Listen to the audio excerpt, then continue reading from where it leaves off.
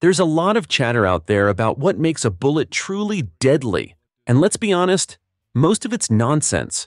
For years, people have been arguing over which caliber is the king of self-defense, throwing around words like stopping power and knockdown force like they're facts. And of course, the bigger the bullet, the deadlier it is, right? Well, not so fast. Here's the thing. Size isn't everything. A .45 ACP might seem like it could drop a charging rhino, but in the real world, it's not the magical one-shot stop solution some folks make it out to be. And that myth about the 9mm being too small to get the job done? That's ancient history. The truth is, there's way more to what makes a caliber effective than just how big or heavy the bullet is. Take penetration and expansion, for example. A bullet needs to go deep enough to reach the vital organs, and ideally, it should expand to create a bigger wound. If it doesn't do both, you might as well be throwing rocks. But even that's not the full story. There are a lot of things, tangible and otherwise, that contribute to what makes a bullet deadly. Spoiler alert, it's not as simple as choosing the biggest caliber on the shelf. In this video, we're cutting through the myths and taking a closer look at what really makes a caliber effective, or as some might say, deadly. We'll dive into popular pistol calibers and even some new cutting-edge bullets that are changing the game. So stick around because by the end, you'll know exactly why the deadliest caliber in America might not be the one you think. Let's cut through the fluff. What really makes a caliber deadly? When we talk about deadly calibers in handguns, the only way to picture is by thinking of heavy hitters like the .44 Magnum, the .454 Castle, or any other caliber more powerful than those two. They are designed for big game hunting and are typically chambered in large frame revolvers. The .44 Magnum commonly uses bullet weights around 240 grains, achieving velocities of approximately 1,200 to 1,300 feet per second from a 6-inch barrel, resulting in muzzle energies between 750 and 900 foot-pounds. The .454 Castle, on the other hand, fires heavier bullets, often in the 300 grain range, with velocities reaching up to 1,600 feet per second from a 6-inch barrel, producing muzzle energies exceeding 1,600 foot-pounds. Their immense stopping power makes them suitable for taking down large animals, but this level of force is generally overkill for self-defense situations involving human attackers.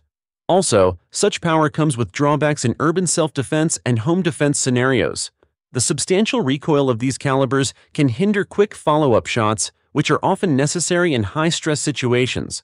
Additionally, the goal is to neutralize a threat effectively without unnecessary risk, but the risk of over-penetration poses a serious threat to bystanders, as these powerful big-bore revolver calibers can pass through targets and walls with ease. The size and weight of firearms chambered for these rounds also reduce maneuverability and concealability, further limiting their practicality for everyday self-defense. In urban and home defense contexts, calibers that balance sufficient stopping power with manageable recoil and reduced risk of over-penetration are generally more appropriate choices.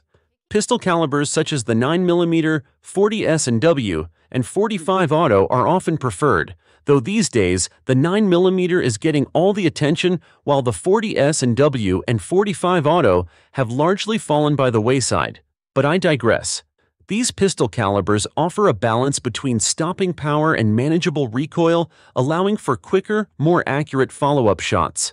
The 9mm in particular has gained favor due to advancements in bullet technology that enhance its effectiveness while maintaining low recoil. And as I said earlier, larger calibers require larger firearms, which can be impractical for everyday carry. Smaller calibers allow for more compact, concealable handguns, making them more suitable for daily self-defense needs.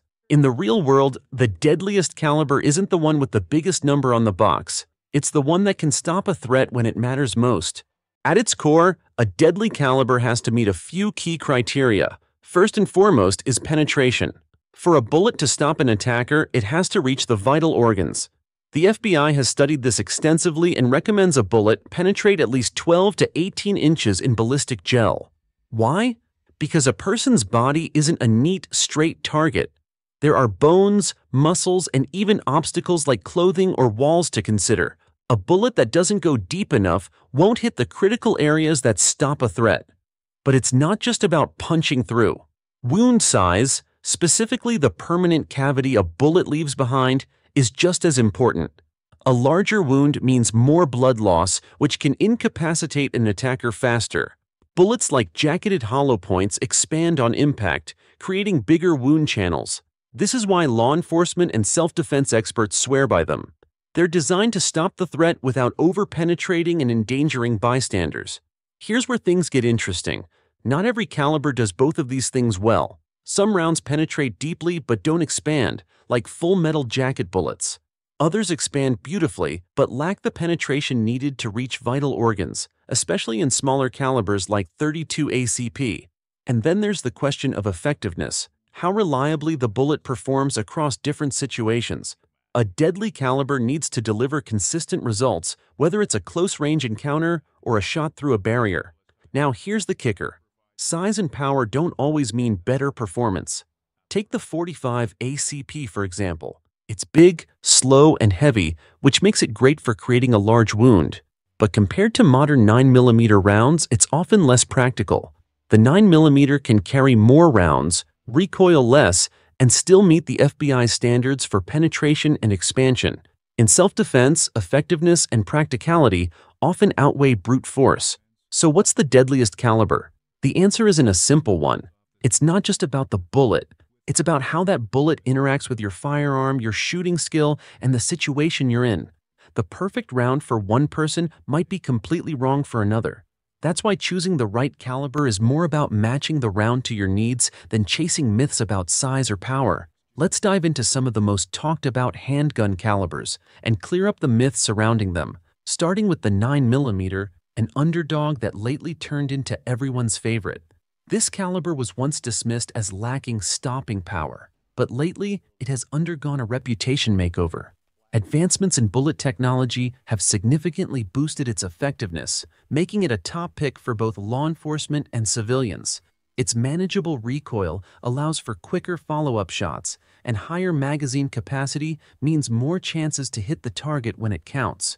Plus, 9mm ammo is generally more affordable, making practice easier on the wallet. Next up, the .45 Auto, the supposedly heavyweight champ, but it has a catch. This has long been hailed for its stopping power, thanks to its larger bullet diameter and heavier weight. However, this comes with increased recoil, which can slow down follow-up shots and affect accuracy, especially for less experienced shooters. Additionally, firearms chambered in .45 ACP often have lower magazine capacities, meaning fewer rounds before needing to reload. Lastly, there's the .40 S&W. It was originally developed as the short and weak version of the 10mm and has become a favorite of law enforcement for years, aiming to offer a balance of stopping power and recoil.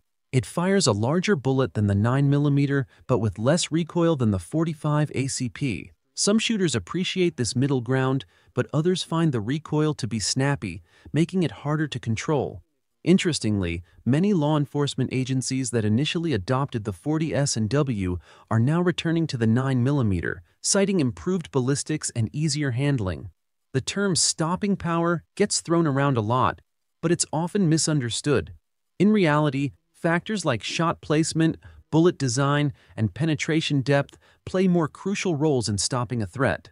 A well-placed 9mm round can be just as effective as a .45 ACP if it hits vital areas. Focusing solely on caliber size oversimplifies the complexities of ballistics and self-defense situations. Understanding the real factors that contribute to a caliber's effectiveness is essential.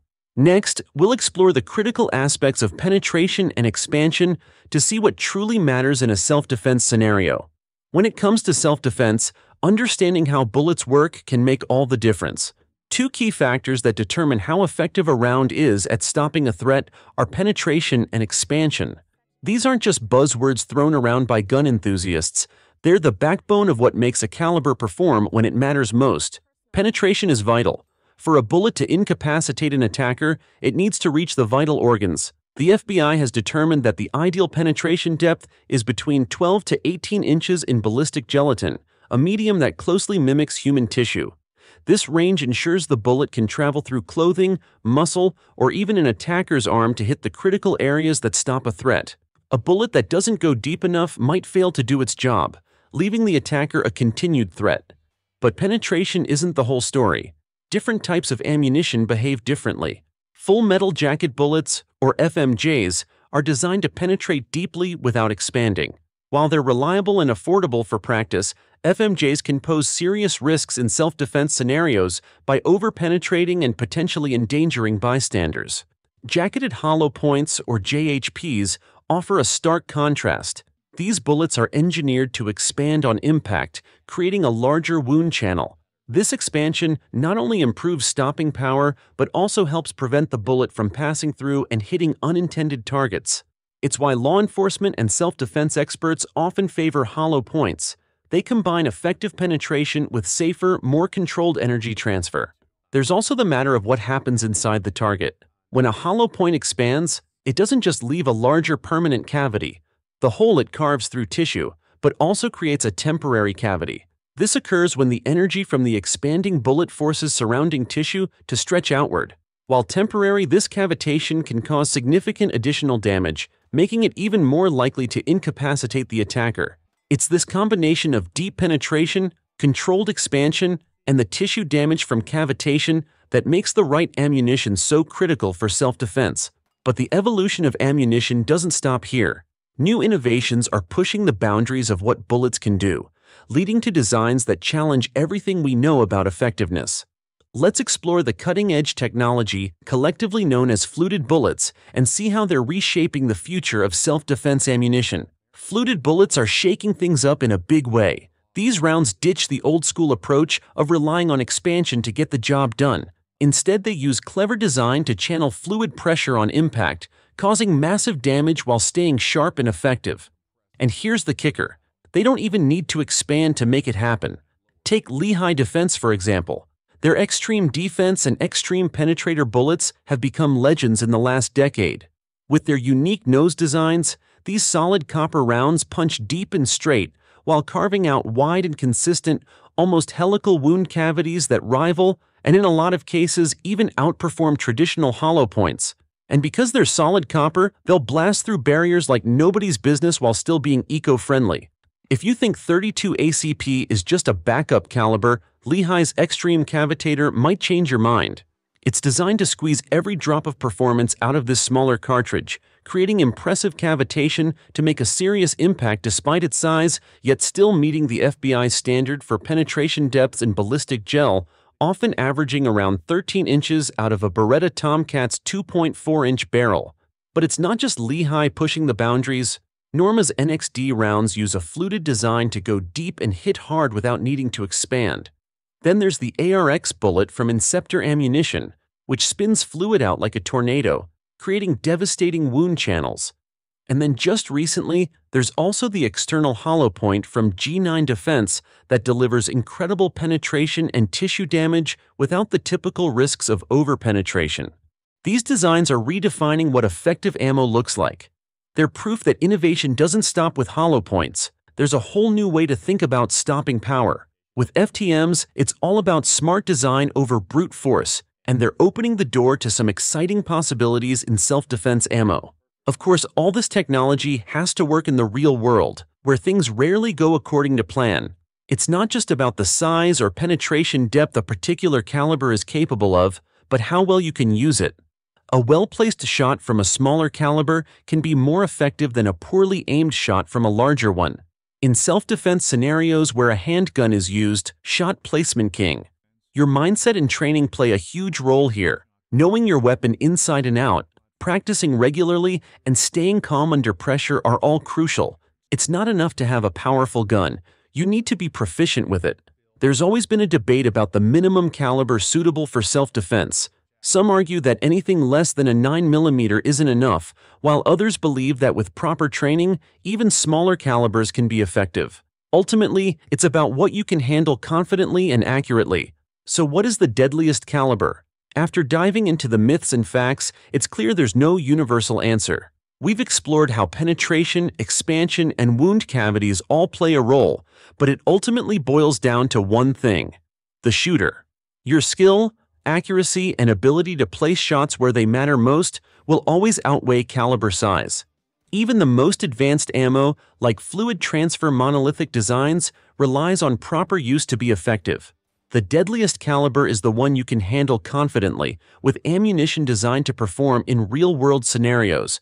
It's not just about power, it's about precision and preparation. Now it's your turn. What do you think is the deadliest caliber? Let us know in the comments below. If you found this video helpful, be sure to like, share, and subscribe, and click the bell icon for updates. Stay sharp, stay safe, and we'll catch you next time.